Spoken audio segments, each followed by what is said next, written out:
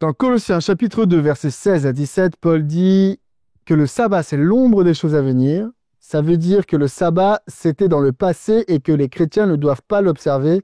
Qu'est-ce que tu réponds à ça? Facile. Ce texte biblique, c'est le grand argument contre le sabbat. Il est presque systématiquement cité. Mais voilà, il y a un gros problème. Si tu lis ce verset dans une Bible seconde, il est dit « c'était l'ombre des choses à venir », au passé. Mais en grec, dans l'original, il est dit « estin skiaton melanton », c'est un présent. Si tu prends la version Nouvelle Bible seconde, Darby, Crampon, Martin, Jérusalem, Français courant ou Parole de vie, toutes utilisent le présent. Il faut donc traduire « c'est l'ombre des choses à venir ». Donc, si tu considères que Colossiens chapitre 2, versets 16 à 17 parle du sabbat hebdomadaire comme jour de repos, tu considères qu'au moment où Paul parle, c'est du présent. Donc le sabbat, c'est aujourd'hui quelque chose qui illustre les choses à venir. Ce n'est pas quelque chose à reléguer au passé. Mais plus problématique que ça.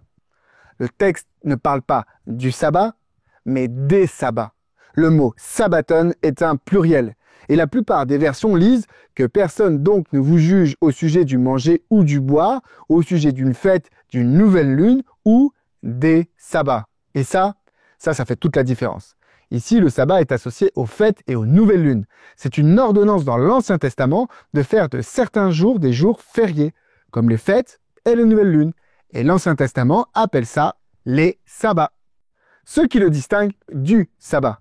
Les sabbats dont il est question ici, ce ne sont pas les 52 samedis de l'année, mais quelques jours fériés particuliers.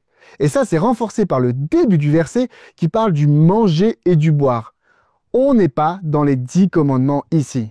Donc, Colossiens chapitre 2, versets 16 à 17 ne parle pas du jour du repos hebdomadaire, mais des lois cérémonielles. Et enfin, pour finir, jamais ce texte ne dit que quoi que ce soit est aboli. C'est une lecture qui va au-delà du texte.